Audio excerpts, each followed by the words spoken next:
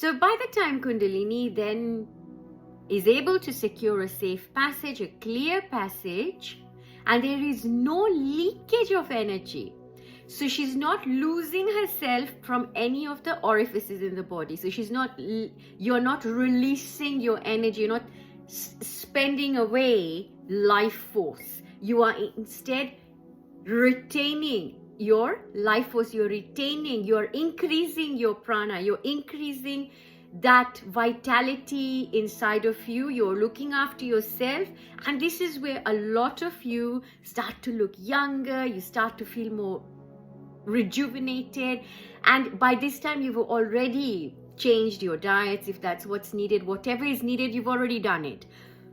Now she just jumps, she goes for it, she takes the leap, and finally there he is, Kameshwara, there he is, Shiva, sitting, waiting, and asking her, what took you so long? You made me wait here on my own. I had nothing else to do. So she gets there, they get together, they then, not only are they then two hugging each other like this, but she dissolves inside of him. So that now what we have is everything goes in the opposite direction of creation, which is outward, to then going inward. So now you're taking everything that you had removed out, you are taking it back in. This Shiva, when he takes her back in and then they become one, there is then another stage to go into, which is now where they're not Shiva and Shakti, or where they don't have that two separate forms. Now it's just like we say the bindu, we say this is it now, that's the void, that's now pure consciousness, that's now everything before creation happened, or this is where we call the great void. Now when you get to the great void, in this stage the great void wants to know itself, and the only way it can know itself is to create this duality, is to create where it can go and experience itself. Because how will you know yourself? Even us, because we're made in the image of all that is, how do we get to know ourselves, or how do we get to know, just know? Through experience, through collecting all the data. So we are literally collecting the data and then going back to mothership, that look, this is what I've brought back, right? And we all keep doing that. Now the more we do this, the more the void gets to know itself, and then everything goes back into the void, then everything comes back out again. So the story is, are we then meant to have Kundalini awakening if your path is then one to experience not only yourself right here with your life experiences as the creation itself, as what has been created, but you want to go beyond that and you want to know your creator, which is you yourself. But it's almost vital. It's vital for the game to be played, for you to have that amnesia, Kundalini to be dormant. It is vital, because if Kundalini is awake, then we won't gather all the data. The data won't be gathered because there'll be no will to go and create or to take any form of action, because we know who we are.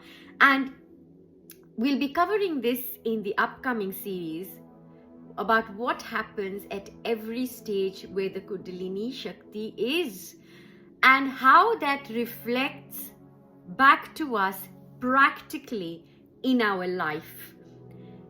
We also understand the point and purpose of a Kundalini awakening, if there really is one, whether it is necessary for us to know ourselves that a Kundalini is awoken. And in that case, why are we then only with a Kundalini that is dormant? Almost 90% or 99 in fact will have a dormant Kundalini, whereas a very, very minor small amount of us will have a fully awakened and a risen Kundalini.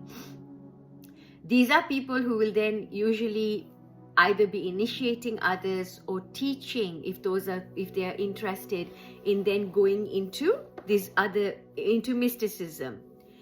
So Kundalini, folks, is a very, very vast topic.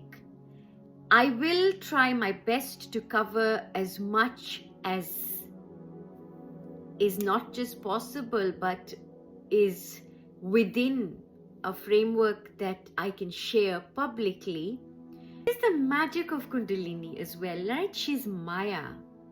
Kundalini Shakti is Maya. She's the veil of illusion herself. If she's been eluding all this time, now that she's awakened, do you think she's going to stop, or is it going to be amplified? And this is where your siddhis come in, where your powers come in, where all these lovely gifts come in. When you suddenly think, oh, I can have anything I want, I can manifest at will, I can get here, I can connect with other realities in other parallels, I can now go and sit at the 5th dimension but not be involved in any of my lives. I can actually see everything that is happening.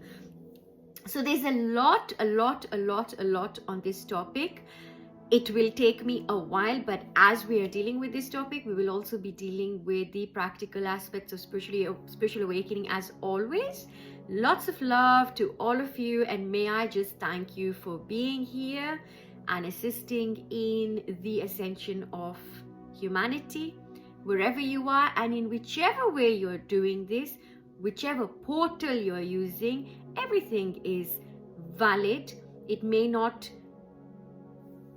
be accepted by one another, and that is also one of the things that you must get past in your spiritual awakening, about having whatever belief you want to have and allowing others to same, that they are also allowed to have any belief that they want, but there is no judgment.